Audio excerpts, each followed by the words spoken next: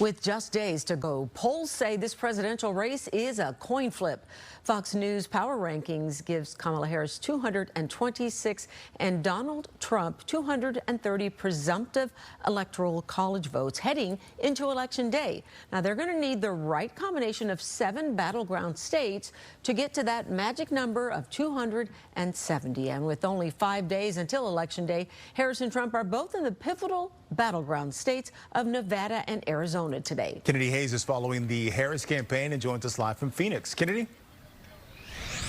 Terrence and Sylvia, Vice President Harris just arrived about 15 minutes ago. You may be able to hear the crowd cheering in and out. But before Harris headed down here, she said she's going to be focusing on reproductive rights, specifically focusing on Trump's comment saying, in part, quote, whether women like it or not, I'm going to protect them.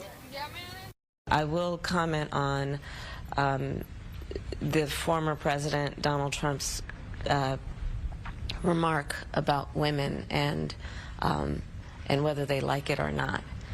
And listen, it actually is, I think, very offensive to women in terms of not understanding their agency, their authority, their right, and their ability to make decisions about their own lives, including their own bodies.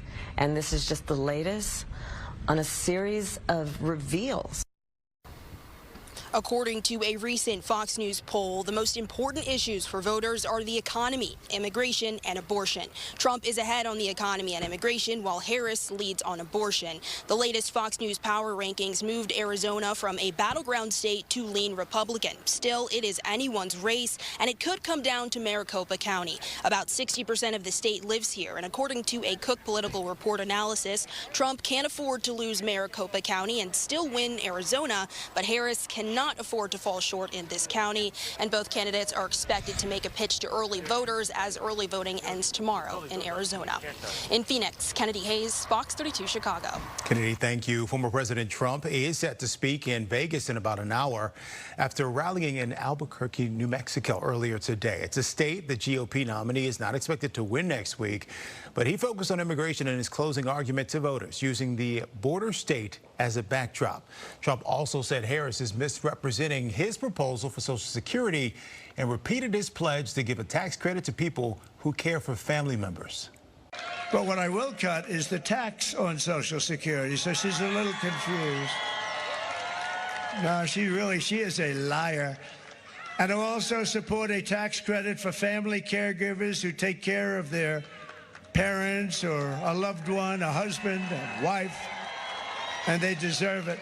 You know, without them, you wouldn't have enough hospitals in this country if you doubled them up. You have unbelievable people, angel moms. Tomorrow, both candidates are heading back to Wisconsin for some rally action in Milwaukee. Cardi B and Glorilla are set to speak in support of Harris.